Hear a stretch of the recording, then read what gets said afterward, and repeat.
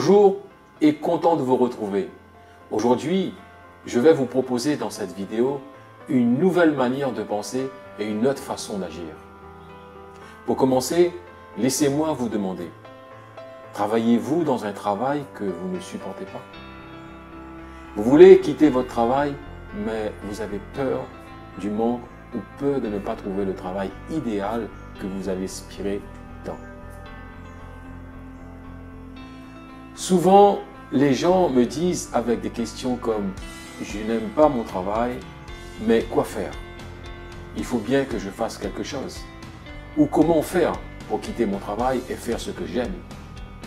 Quelle garantie j'ai que je ne vais pas me planter? » Jour après jour, beaucoup se lancent dans des nouveaux travails, jeunes, moins jeunes, hommes, femmes. Tous souhaitent la réussite et souhaitent être arrivés à l'apogée du succès. Mais combien croient vraiment qu'ils vont réussir? Nous nourrissons tous les désirs, nous rêvons tout ce que nous voudrions faire dans l'idéal. Mais rares sont ceux qui suivent leurs désirs. Au lieu de cela, nous l'étouffons. Il y a quelque temps, j'ai rencontré une jeune femme qui rêve d'ouvrir sa boîte. Elle me dit, c'est vrai, j'ai la sécurité là où je travaille car j'ai un CDI, mais il me manque quelque chose. Je veux autre chose, mais en même temps, j'ai peur de tout foutre en l'air car rien ne me garantit la réussite. Je ne peux pas me permettre de tout lâcher pour aller vers l'inconnu, me dit-elle. Et elle me pose cette question. Si tu étais à ma place, tu aurais fait quoi, toi? Je lui ai juste dit que je ne suis pas elle et que je ne serai jamais à sa place et je ne veux pas être à sa place non plus. Et si tu veux prendre une décision à propos de ta vie en te basant sur l'opinion des autres, c'est le meilleur moyen de te déresponsabiliser de ta vie. Et moi, je ne te enverrai pas ce privilège. Nous sommes la seule personne qui sait ce qui est bien pour nous et personne d'autre. Vous savez, remarquez combien on remet facilement notre vie entre la main d'autrui. Et pourquoi, à votre avis? Mais moi, je vais vous dire, c'est pour se déresponsabiliser. C'est pour dire, j'ai suivi ce qu'on m'a dit, et si je suis dans cette situation, ce n'est pas ma faute, car je ne fais que suivre les conseils de telle ou telle personne. Alors, ce n'est pas ma faute si je suis là où j'en suis, c'est la faute de mon père, ma mère ou mon coach, car c'est ce qu'il m'a dit de faire. Voici 5 façons de penser qui nuisent au quotidien. Vous avez l'autodépréciation. Beaucoup aiment se dévaloriser. Oh, je ne suis pas assez bon pour être ceci ou cela. Comme un jeune homme qui est dans mon quartier me disait un jour, Monsieur Ferblantier, j'aimerais être comme vous, mais je ne suis pas intelligent pour faire ce que vous faites. Vous voyez, vous imaginez bien, à son âge, il se voit déjà comme ça. Le deuxième, c'est le besoin viscéral de la sécurité. On entend souvent les gens qui disent « Je sais que ce n'est pas le travail dont j'ai rêvé, mais c'est un emploi sûr. » Eh bien, si vous faites partie de ces gens-là, alors vous venez de tuer votre rêve. Car réaliser son rêve demande de l'exposition, pas de garantie ni de sécurité. Vous avez aussi se cacher derrière la concurrence. J'aimerais faire ça, mais il y a trop de concurrents dans ce domaine. Voilà une manière de ne jamais concrétiser votre ambition. Sachez que si vous agissez qu'il n'y a pas assez pour tout le monde, c'est que vous n'avez rien compris de la vie. L'opinion des parents.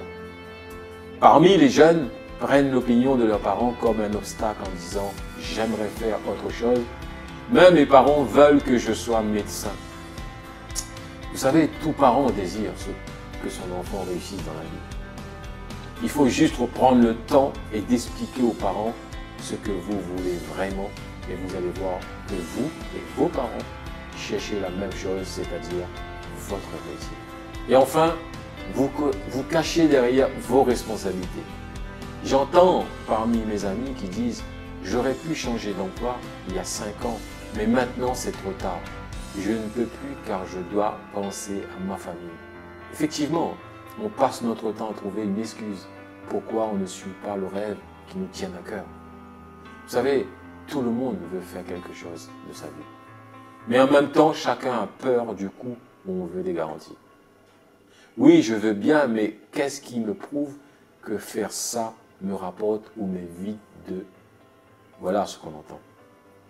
Parfois, il est plus facile de penser, juste penser, mais jamais on prend la décision pour agir en conséquence.